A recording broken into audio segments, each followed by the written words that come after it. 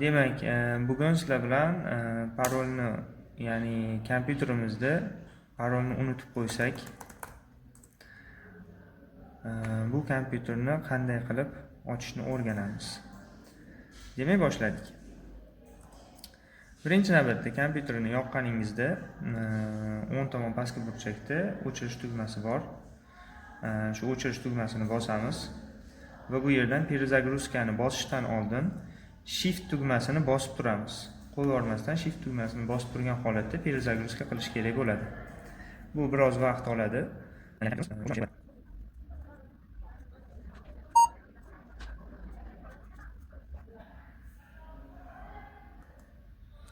Ko'rib turganingizdek, bu yerdan поиск и устарение degan qismini tanlashimiz kerak bo'ladi.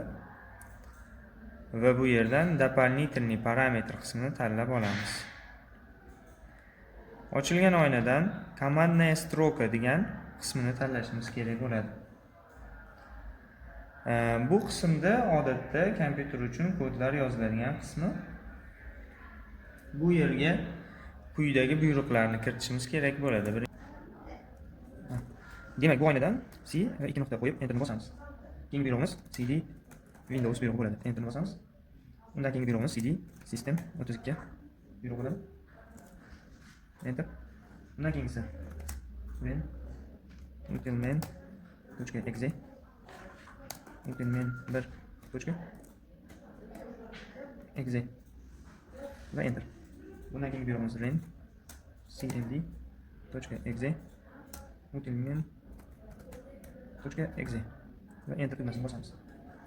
Bu buyruqlarni kiritib bo'lgach, bu qismdan chiqib ketsak ham bo'ladi.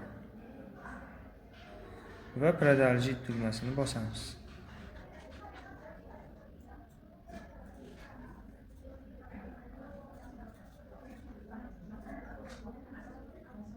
Kompyuterimiz qayta yondi. Yongandan so'ng qo'shimcha imkoniyatlar специальный возможности bo'limini tanlaymiz.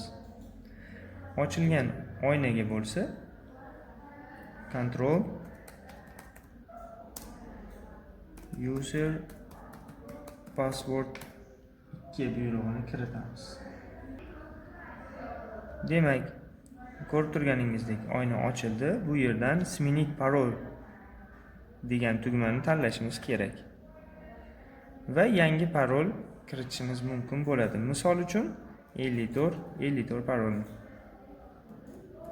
Va 2 marta takroran kiritamiz. OK tugmasini bosamiz va yana OK tugmasini bosib bu qismdan chiqib ketishimiz mumkin.